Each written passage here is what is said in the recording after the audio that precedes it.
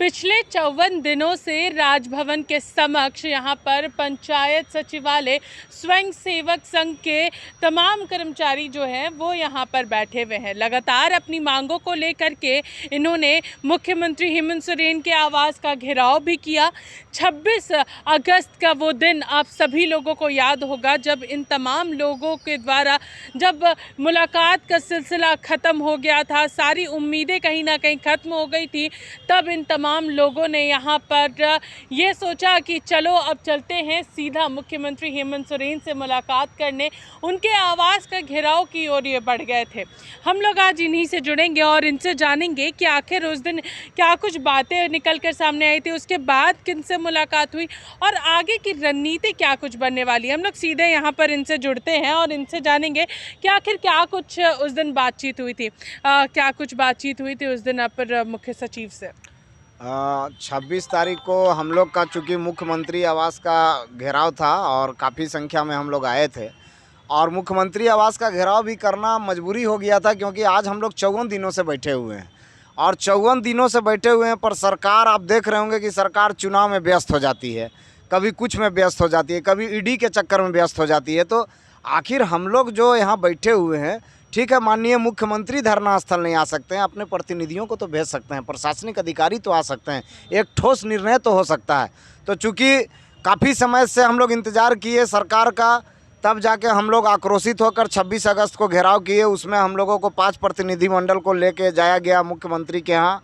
वहाँ पे आप सचिव जो हैं उनके मुख्यमंत्री जी के, उन्होंने हम लोगों की मांगों को देखा और हम लोगों का सभी कार्यों के विषय में जानकारी लिए और सारा डिटेल हम लोगों से लिए। हम लोग का संकल्प का कॉपी भी लिए कि आप लोग कैसे आए थे, क्या आए थे।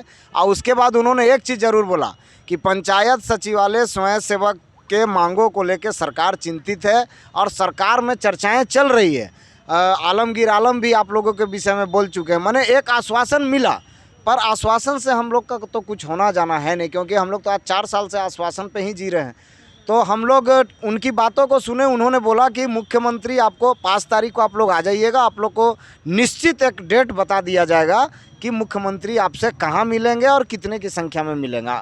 तो ये तय हुआ है, जिसके चलते हम लोग अभी प्रत्येक जिला बाय जिला जो है आंदोलन को जारी रखे हैं और ये आंदोलन तब तक जारी रहेगा जब तक कि माननीय मुख्यमंत्री से या आलमगीर आलम जी से लिखित तौर पर हम लोगों का आश्वासन ना हो जाए। मैंने आश्वासन नहीं, मैंने लिखित तौर पे जब तक घोषणा नहीं हो जाए तब तक हम लोग इस बार आंदोलन को जारी रखेंगे। आप बताइए आगे की रणनीति क्या कुछ आप लोगों के बीच में तय हुई है। लगातार आप लोग यहाँ पर बैठे हुए हैं, तो अगर मुख्यमंत्री हेमंत सोरेन से वार्ता नहीं हुई, सकारात्मक वार्ता नहीं हुई, तब क्या आगे की रणनीति होगी। अगर सकारात्मक वार्ता नहीं होती है तो अभी जैसा हम लोग का धरना प्रदर्शन चल रहा है अनिश्चितकालीन, ये आगे भी चलता रहेगा। आगे भी चलता रहेगा। आपसे जानना चाहेंगे, लगातार जिस तरीके से इन्होंने कहा कि जिस तरीके से हम लोग बैठे हुए हैं ऐसे ही बैठे रहेंगे, धरना प्रदर्शन करेंगे, तो क्या सिर्फ बैठे रहने से सारी चीज़ों का निष्कर्ष निकल जाएगा? क्या लग रहा है आपको? नहीं, बैठे रहने से तो निष्कर्ष नहीं निकलेगा, पर चूंकि हम लोग का एक रणनीति बना हुआ है आंदोलन का। हम लोग जो है 5, 6, 7 तारीख का जो बात चल रहा है डुमरी चुनाव के बाद का, उसके बाद हम लोग आलमगीर आलम जी के आवास का घेराव करेंगे और अगर उसके बाद भी हम लोगों की मांग पूरा नहीं होती है, घोषणा सरकार के द्वारा नहीं होती है, तो झारखंड मंत्रालय, माने झारखंड में जो मंत्रालय है जहां मंत्री और सभी IAS और IPS बैठते हैं, हम लोग उस मंत्रालय को भी घेरने का काम करेंगे। और अबरी बार जो है मंत्रालय जो घेरेंगे हम लोग का, वहाँ पे अगर लिखित नहीं हुआ तो हम लोग जो है वहाँ से नहीं हटेंगे, ये तय है हम लोगों का।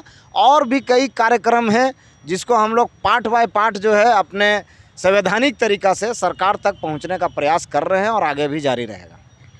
जानना चाहेंगे क्या आप लोग क्योंकि राजभवन के समक्ष बैठे हैं, तो क्या कोशिश की थी राज्यपाल के समक्ष भी अपनी बातों को रखने का? क्या उनसे मुलाकात करने की कोशिश की थी आप लोगों ने? बिल्कुल, हम लोग जो इनका कार्यालय है माननीय राज्यपाल महोदय जी का, हम लोगों ने वहाँ आवेदन 2-2, 3-3 बार दिया है उनसे मिलने का।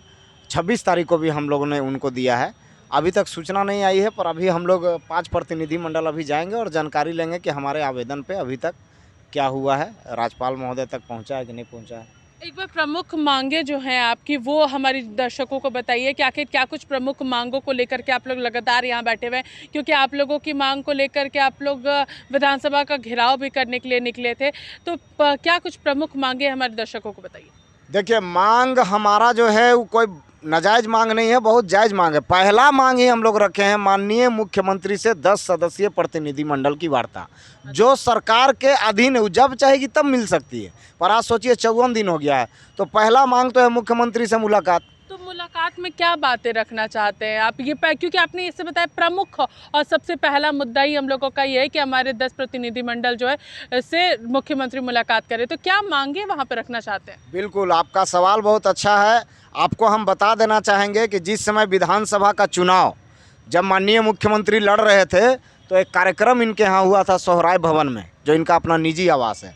वहाँ संविदा संवाद हुआ था। ये पारा टीचर वाले लोग, पंचायत सचिवालय, रसोईया संघ, आपका आंगनवाड़ी वर्कर, सभी लोग गए थे उस कार्यक्रम में। और पारा पारी सब लोग जो है अपना जो नियमावली था उसको लेके मिले थे। हम लोगों ने भी मिला था।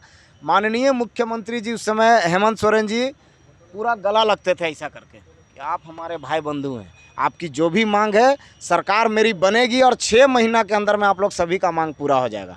तो 6 महीना आप देख रहे हैं कि आज 4 साल हो गया है, 2024 में इलेक्शन है, आज तक फिर दोबारा गला लगाने के लिए नहीं बुलाए हैं।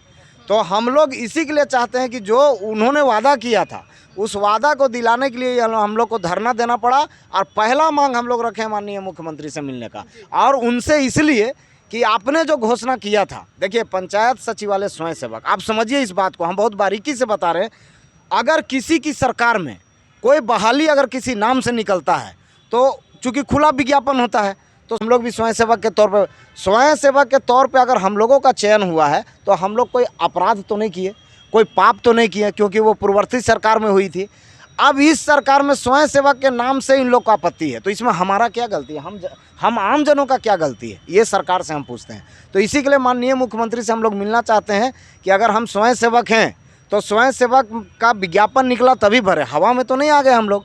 दूसरी बात कि आपकी सरकार में हम लोगों को नज़रअंदाज क्यों किया जा रहा है? आपके सरकार में पंचायत सचिवालय स्वयंसेवक का भविष्य है या नहीं है? इन बातों को लेकर उनसे मिलना चाहते हैं, क्योंकि उन्होंने बोला था एक बात और कि मेरी सरकार बनेगी तो 1 साल में 5 लाख नौकरी देंगे। ये पूरा मीडिया भी जानता है और पूरा देश और झारखंड भी जानता है, पर ऐसा कुछ नहीं हुआ। हम जो स्वयंसेवक के तौर पे जो 18,000 हम लोग चयन किए गए हैं, बहाल किए गए हैं, उसका भी नौकरी कोई लोग खाने में लगे हुए हैं। अरे जब नौकरी देना ही है तो हम लोग तो ऑलरेडी कार्यरत हैं, हम ही लोग को अधिकार और पावर थोड़ा दीजिए ना, हम ही लोग को मानदेय लागू कर दीजिए। तो इन तमाम बातों को लेकर माननीय मुख्यमंत्री की मंशा को जानने के लिए हम उनसे मिलना चाहते हैं। अच्छा, जिस तरीके से आपने कहा कि आपके नाम से परेशानी है, तो इसको लेकर के किसी भी व्यक्ति से बात हुई, सरकार में बैठे किसी व्यक्ति से बात हुई कि अगर ऐसा है तो हमारे नाम को बदल दिया जाए? क्योंकि आप लोगों ने रखा था ये बात कि हमारे नाम को बदल दिया जाए, अगर स्वयं सेवक संघ से परेशानी है तो नाम को बदल दिया जाए। तो इसको लेकर के किससे वार्ता हुई और उन्होंने क्या कुछ आप लोगों को कहा? देखिए, सच्चाई तो ये है कि झारखंड सरकार में सत्ता पक्ष और विपक्ष में जितने विधायक हैं, कहने का मतलब सब लोग जानते हैं कि ये 5 मांग है। पूछिए क्यों? हमारी जो अंबा प्रसाद जो विधायक हैं, उन्होंने विधानसभा में इस 5 मांग को उन्होंने बोला है, तो सरकार तो जान गई, विपक्ष भी जान गया कि इनकी मांग क्या है। तो हमारा जो मांग है मुख्य रूप से कि पंचायत सचिवालय से प्रतिनिधिमंडल से वार्ता माननीय मुख्यमंत्री करे, और स्वयंसेवक का किसी विभाग में, जैसे हम लोग को ना बहुत सारे विभाग से काम लिया जाता था, तो हम लोग को खुद पता नहीं चलता था कि हम लोग किस विभाग के कर्मी हैं। तो हम लोग चाहते हैं कि पंचायती राज विभाग से हम लोगों का चयन किया गया था, हम लोग का समायोजन पंचायती राज विभाग में किया जाए। ये है। आलम से बात हुई क्योंकि वो विभागीय मंत्री हैं पंचायती राज के। जी, उनसे बात हुई इस नाम को भी लेके, तो हम लोग के सामने तो बोलते हैं कि आपके नाम से हमको कोई आपत्ति नहीं है, और आप झारखंड के सभी युवा हैं, सभी यहाँ के हैं, हम लोग आपके बारे में सोच रहे हैं, बहुत जल्द आपकी मांगों को पूरा करेंगे, और सरकार चिंतित है आप लोगों को लेके। तो ये तो आश्वासन वो लगातार दिए हैं, पर आखिर ये आश्वासन कब तक? हम तो यही पूछना चाहते हैं झारखंड सरकार से, माननीय मुख्यमंत्री से, माननीय आलमगीर आलम से, आखिर हम लोग कब तक ठगे जाएंगे आपकी सरकार में? तो हम लोग विश्वास अभी आपको विश्वास नहीं होगा कि हम आपके माध्यम से बताना चाहेंगे, आज हम लोग का 54 दिन हो गया। बहुत ऐसा भाई बहने हैं जो बकरी बेच के भी आंदोलन में आ रहे हैं। बहुत ख़राब स्थिति है, 50-60 गो आदमी बीमार हैं, अभी बहुत ख़राब स्थिति है। फिर भी इस बार सब लोगों ने कसम खाया, क्योंकि देखिए हम लोग के पास खोने के लिए कुछ नहीं बचा है। तो हम लोग इस बार सोचे हैं कि जो भी हो इस बार सरकार से तो निर्णय लेकर ही उठेंगे। तो 54 दिन भी यहाँ पर हो चुका है इन लोगों का, 54 दिनों से ये लोग यहाँ बैठे हुए हैं और इनका कहना है कि हम लोगों ने तमाम लोगों से बातचीत कर ली और हमारे को लेकर के सबका कहना है कि नहीं, आपकी जायज़ मांग है तो आखिर हमारी मांग पूरी क्यों नहीं हो रही। और इनका कहना है कि अगर 5 तारीख के बाद यानी 5 सितंबर के बाद डुमरी उपचुनाव के बाद यहाँ पर तमाम लोगों को एक बार मौका मिलेगा मुख्यमंत्री हेमंत सोरेन से मुलाकात करने का और अपनी बातों को रखने का। अगर वो मौका नहीं मिलता है तो इन लोगों का कहना है कि हमारी रणनीति तय हो चुकी है और हम लोग सीधे प्रोजेक्ट भवन यानी झारखंड मंत्रालय का घेराव करेंगे। तो अब देखना ये है कि आखिर इनकी वार्ता होती है यानी मुख्यमंत्री से क्या कुछ चीज़ें वहाँ से निकल कर आती है या फिर एक बार फिर से हम लोगों को एक बड़ा आंदोलन जो है वो देखने को मिलता है।